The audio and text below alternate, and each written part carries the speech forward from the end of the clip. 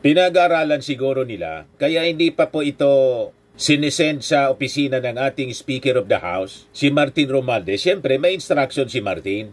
Tingnan mo na anya ninyo, itong mga final ng iba-ibang grupo, una galing mga kababayan sa Akbayan. Kung uubra ba ang kanilang impeachment complaint.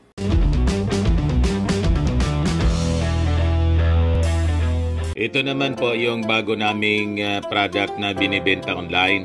iGlow Serum, whitening po siya. Tingnan ninyo yung epekto sa aking anak na architect before and now. Yung mga inquiries po ninyo, dumiretso na lang kayo sa kanyang Facebook account, Riz Maravillas. Ito na mga kababayan ang kaabang-abang na balita. May pang-apat mga kababayan na impeachment complaint na ipafile laban kay Sara Duterte. At ang matindi mga kababayan dito, ang sabi dito mga kababayan sa balita, ang nag-initiate yung mga majority members ng Congress. Ayan o. House Secretary General Reginald Velasco disclosed that some members of the majority bloc in the House of Representatives are contemplating filing a new impeachment complaint or endorsing one of the three existing complaints against Vice President Sara Duterte. Yan po mga kababayan ang balita kagabi. Sabi ko sa inyo, didiritsohan na po itong si Sara Duterte. At malamang sa malamang, pag na-file ang fourth impeachment complaint at in-endorse ng majority ng Congress, malamang sa Senado mga kababayan, ginapang na rin po sa Senado. At yung mga senador, malamang nare-realize nila na panahon na talaga na tuldukan ang politika ng mga Duterte. Kasi distracted po ang politika ng mga Duterte. But before ko mga kababayan ibigay sa inyo yung full story ng balitang yan, click subscribe muna dito sa ating YouTube channel and hit the notification bell para lagi po kayong updated sa mga kaganapan dito sa ating bansa. Like and share na rin po ninyo ng ating video. At huwag na rin po ninyo na skip yung ating mga commercial ads para tuloy-tuloy lang ang pag-unlad ng Bagong Pilipinas. Itong ating programa mga kababayan, atid sa inyo nitong ating mga sponsors. Firmax, Firming and Lifting Cream. Pinapay po sa mga pulses in affected area. Mainam po ito sa mga pains at paninigas ng mga kaso-kasuan. Ito sa mukha naman yung application, anti-aging, Automax po siya. Ito ay iGlow Serum mga kababayan. Whitening po siya. Made in South Korea. Ito naman po, Nengxia Red Mix Fruit Drink. Gawa po siya sa goji berry. May anti-cancer properties po siya. At sa mga nagana po ng malinis and spacious fitness gym, pumunta lang po kayo sa aming Colossal Fitness Gym. May Grab Car Rental din po kami. At bills payment po sa aming office. At saka sa mga mahilig po sa mga imported bags, manood po kayo sa live selling ni Madam Aileen Rosales sa kanyang Aileen Closet po. Pati mga shoes, ito yung kanya po. Ito yung kanyang page. Kita ninyo, napakagandang mga online selling po siya. Si Madam Aileen Rosales. Cellphone number niya po, 773-798-7816. Balik tayo po dito sa ating balita. So ito mga kababayan ang sinabi kahapon ni House Secretary General Reginaldo Velasco. So sabi po ni Velasco, some members of the majority bloc in the House of Representatives are contemplating filing a new impeachment complaint or endorsing one of the three existing complaints against Vice President Sara Duterte. Pinag-aaralan siguro nila, kaya hindi pa po ito sinesend sa opisina ng ating Speaker of the House, si Martin Romualdez. Siyempre, may instruction si Martin. Tingnan mo na anya ninyo, itong mga final ng iba-ibang grupo, una galing mga kababayan sa Akbayan. Kung uubra ba ang kanilang impeachment complaint, then yung pangalawa, yung galing sa Makabayan Block, na rival group ng Akbayan. Ngayon, yung third impeachment, Final mga kababayan ng coalition ng mga Catholic organization at inendorse ng congressman from Camarines Sur, si Congressman Bordado. Siyempre, lahat ng ito mga kababayan, tiningnan para niyang may ina itong mga impeachment complaints. Kaya parang makikita ninyo, the majority members of Congress, malamig po. Di ba sa mga interviews? Yung mga members ng Quadcom, basta yung majority members ng Congress, malamig dun sa mga impeachment complaints na final. And here comes the story mga kababayan, the breaking news kahapon, that a fourth impeachment complaint is being contemplated. So malamang after thorough review, although hindi pa yung nagre-review nito, officially yung Justice Committee, siyempre majority ng members ng Congress, yung mga members ng majority may naka-obtain na po ng kopya. May naan niya itong mga articles of impeachment na nakapalaman dito sa 3 impeachment complaints. O ito na ngayon mga kababayan yung balita that a fourth impeachment complaint will be filed maybe sa Monday mga kababayan. Siyempre sigurista po ang ating mga members ng majority na pag kanilang in-endorse, ma-impeach mga kababayan si Sara. At pag halimbawa na impeach nila sa Congress si Sara, mako-convict si Sara mga kababayan sa Senado. At party niyan ang gapangan. Di ba? We know that any impeachment complaint, kung po siya, politika, pag walang support po sa majority from different political groups, lalo na sa Senado, yung mga magkakaalyado, hindi man po magtatagumpay ang isang impeachment case. So ito na ngayon mga kababayan ang balita. At once ito in-endorse ng majority, alam na natin, the sword of Damocles, bibitawan na po laban kay Sara Duterte. Kasi kitang-kita naman po na talagang unfit siya to hold any public office. Kinamuti po yung kinamuti yung pondo ng gobyerno po at ayaw ng accountability. Napaka-arugante mga kababayan ng imbitahan ng Kongreso. At hindi lang yun, yung kanyang pagbabanta sa first couple at saka kay Martin Romualdez, hindi pwede yon palampasin mga kababayan natin. Kasi pag pinalampas natin yan, hindi pinapanagot si Sara Duterte, it will be a very very bad precedent. Labas natin mga kababayan, Banana Republic. Hindi na tayo irerespeto ng international community. Pinahiya mga kababayan ni Sara Duterte ang buong Pilipinas, ang mga mamamayang Filipino, ang pagkatao ng mga Filipino sa kanyang ginawang open threat to kill the first couple at saka si Martin Romualdez. Kaya sabi dito sa balita, Velasco also noted that 3 session days had already passed since the first impeachment complaint was filed.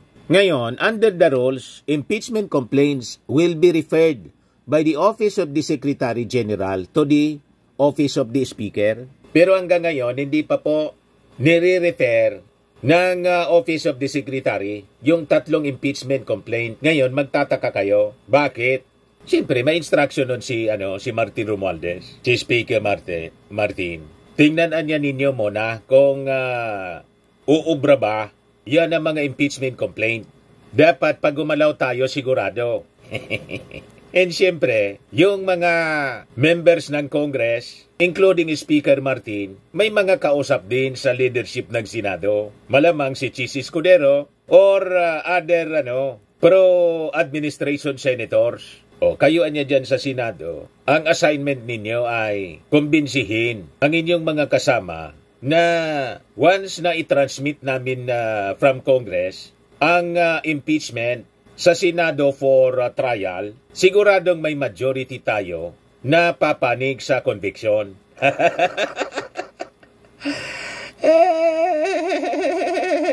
Ganun po mga kababayan. That is the reality sa kaso ng impeachment po. Siyempre, walang senador mga kababayan ang aamin na sila na impluensya. Sasabihin nila, independent-minded sila. As senator judges, they will decide the case based on evidences and merit. The merit of the case, alangan man po aamin yung mga senador. Hindi yan aamin. At sabi ko nga po mga kababayan, bawat isa sa mga senador may kanya-kanyang ambisyon yan. Kaya nga mga independent republic. Pero siyempre, alam na natin, kilala na natin yung mga senador na talagang kakampi kay Sara. Si Bato, si Bongo, si Robin Padilla. Si Amy Marcos, hindi tayo sigurado. Baka pag nakita niya na talagang delikado niya, hindi niya ako mapapatawad nito ng mga Marcos loyalist. Baka mag-abstain na lang po si Amy Marcos. Pero pag nakita niya na delikado, mag-abstain kasi kakastiguhin siya ng mga Marcos loyalist. Anyway, yung mga DDS po, hindi na rin po iboboto si Amy Marcos. Kaya makikita ninyo sa survey, sa pagkasenador, talo na. Matatalo mga kababayan si Amy Marcos tulad ni Bato de la Rosa. Ang pumapasok na lang po si Bongo. Pero later on, kasi matagal pa naman po yung eleksyon, pag naikasa na yung crimes against humanity kaso, malamang sa malamang maubos po yung mga kakampi ni Digong sa Senado na matalo. Tama pa? So sabi dito, the office of the Speaker will have 10 session days to include the impeachment complaints to the order of business of the House. The plenary is given 3 session days to refer the complaints to the House Committee on Justice.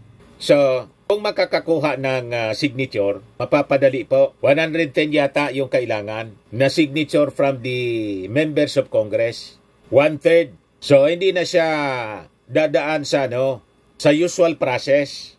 Dadaan pa sa hearing ng Justice Committee. Diretso na mga kababayan sa Senado. Pero siyempre, sisiguraduhin ng members ng Congress, the majority members ng Congress nang sabi mag-i-endorse ng fourth impeachment o magpa-file ng fourth impeachment complaint laban kay Sara na mananalo po sa Senado sa pamamagitan po ng gapang. Tama ba? Karamihan po niyan sa members ng Senado, mga transactional po sila. Ano yan yung usapan? Paano kami? Ano yung amin? Anong mapapala namin kung i-convict namin si Sara Duterte?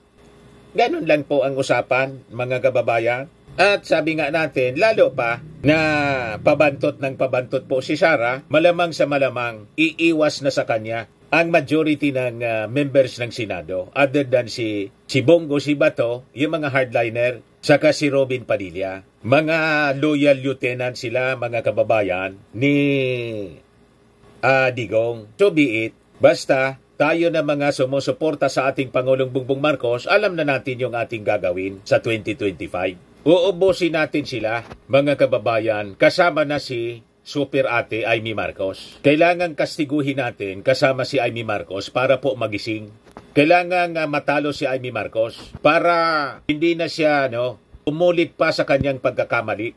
Anyway, ang power mga kababayan na binagay natin sa kanila, pahiraman lang po. Ang ultimate power, nandito po sa atin.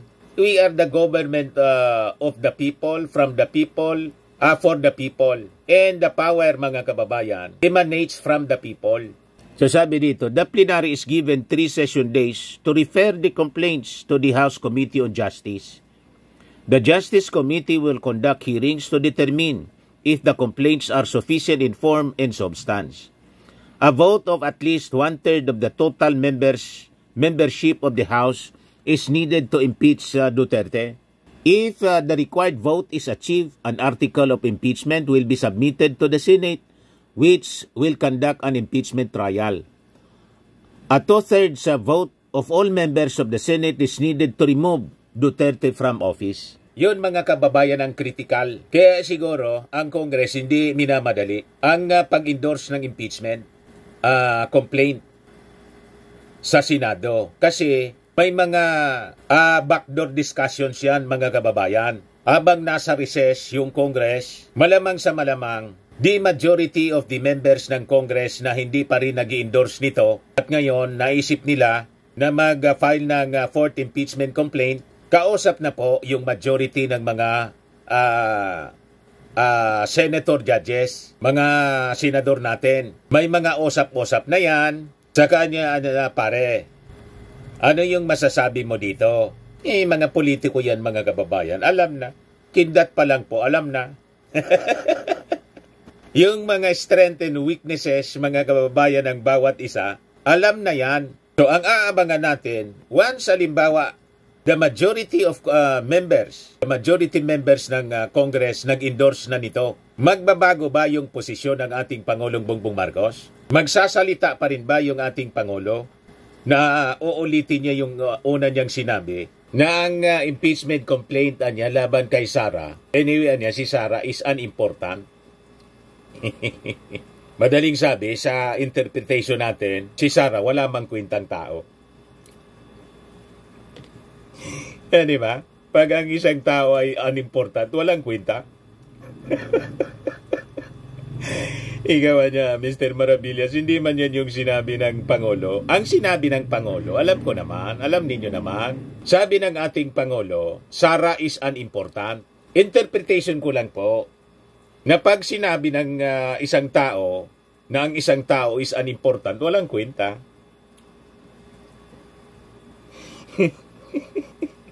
Di ba? Sara niya is unimportant, sabi ng ating Pangulo. It is a waste of time. Walang kwenta nga eh. It is just a storm in a teacup. Ang ibig sabihin po ng storm in a teacup, yung mga tao niya magagalit lang sa walang kakwenta-kwentang bagay, sa walang kakwenta-kwentang tao. Magagalit lang ng todo. Hindi man importante niya si Sara. Napakasakit naman na niya, Mr. Maravillas, ng interpretation mo. Iyon man talaga po, kahit i-check ninyo kung ano ang ibig sabihin ng storm in a teacup. Yan ano ang storm in a teacup? A situation in which people are very angry or upset about something that is not important. Sabi ng ating Pangulo, Sara is unimportant. Hindi man na niya importante ang taong yan. Walang kakwenta-kwenta ang ibig sabihin. Mag-uusap lang niya tayo sa isang taong wala mang kakwenta-kwenta. O ngayon, titingnan natin mga kababayan, kung ganun pa rin yung statement ng ating Pangulo na it is a waste of time niya. Huwag na ninyong patulan ang impeachment. Once na in-endorse ng majority ng members ng Congress, yung majority members na yung nag-file ng impeachment, kung magsasalita pa yung ating Pangulo. Pag hindi na po nagsalita, nanahimik na lang ang ating Pangulong Bongbong, may kasabihan po tayo, silence means yes. O, di ba? Hindi na kailangan magsalita pa yung Pangulo, kundi mananahimik na lang siya. Kasi silence means yes, sige na niya. Pag nanahimik na yung ating Pangulo, malamang sa malamang, diretso nang ma-impeach si Sara, makonvict sa Senado. Kasi yun din ang magiging reading ng mga senador. Siyempre, nasa midterm pa lang po ang ating Pangulong Bongbong Marcos. Siya ang pinakang powerful, influential mga kababayan in this country. Kasi po, normally, ganon ang isang sitting president. Very, very powerful siya. Up to the midterm. Pag palapit na mga kababayan yung panahon ng pagtatapos ng kanyang turno, depende kung very popular pa siya. Pero pag ganon, usually, nagwe-weigh na po ang power ng isang presidente. Kasi pag palapit na po ang presidential election, may mga lumilitaw na rin po na mga panibagong pangalan. At siguradong hindi yon si Sara Duterte. Malamang mga kababayan, iba ng mga pangalan. Kasama sa magiging powerful name. Ngayon pa nga lang mga kababayan, yanig na sila sa pangalan na Martin Romualdez. Ayaw tantanan ni Sara. Ngayon pa lang mga kababayan, inaaway kasi si Martin Romualdez ang napiperceive nila na babasbasan mga kababayan ng ating Pangulong Bongbong. Tama kayo. Si Martin nga, siya man talaga ang pinakang preparado mga kababayan at may impluensya, malakas na impluensya sa bawat distrito sa buong Pilipinas kasi suportado siya ng majority members ng Congress. Tiging ikot po ni Martin Romualdez. Pati sa military po, He has the support of the military, the PNP, all branches ng armed forces. Inasikasong mabuti ni Martin Romualdez sa pamamagitan ng mga budget sa Congress na ina-approve po ang ating armed forces. Kaya masyadong na-insecure yung mga Duterte. Kaya nga hindi makapalag yung mga Duterte. Walang mag-call sa mga panggagatong nila na withdrawal of support from the armed forces para i-take over po yung presidency ni Sara. Bigo yung kanilang pagnanais na iupo si Sara Duterte. Ang posible na mangyari, mga kababayan, matanggal si Sara bilang vice presidente dahil sa kanyang mga masamang gawain. Tama po? Mga naghanap ng malinis and spacious fitness gym, pumunta lang po kayo sa aming Colossal Fitness Gym. We also offer Grab Car Rental with our brand new 2023 model ng Toyota Innova. We also accept booking for those who are planning to travel via PAL, Cebu Pacific, and other airline companies, local and international, and bills payment for Meralco Bills, PLDT, Aleco Bills, etc. Ang Colossal Fitness Gym is located at 3rd floor Security Bank Building, Landco Business Park, Legazpi City, Albay. For inquiries, look for Chilon Maravillas. Contact number 0966-802-0949. Yan yung aming Innova. Lagi na pong matao sa amin. Pati mga foreigners po, tingnan ninyo. Mga British tourists sila. Ang lalaki ng katawan na, mga kababayan, nag-gym sa amin. Ito naman po, Indian National. Ito mga mga European sila. Ito naman yung bago naming product na binibenta online, Eye Glow Serum. Whitening po siya galing sa South Korea. Tingnan ninyo yung epekto sa aking anak na architect entrepreneur, Riz Maravillas. For inquiries, look for Riz Maravillas on FB. Ito naman po, Firmax Firming and Lifting Cream. Pinapahid po ito sa mga pulses and affected area. Mainam po ito sa mga pains at paninigas na mga kasukasuan. Ito po, Automax Radiant Serum. Sa mukha naman yung application. Anti-aging po siya. You will look 10 years younger than your age. Sa mga cancer patients naman po, baka lang gusto niyo itong itry. Nengxia Red Mix Fruit Drink. Hindi man po siya gamot, food supplement siya. Kaya lang, gawa siya mga kababayan sa goji berry. Yung goji berry may anti-cancer properties. Yung mga inquiries ninyo, dumiretso na lang kayo sa aming messenger sa Facebook para masagot namin agad. Ayos po, ako po si Dante Maravillas. Bye-bye. God bless.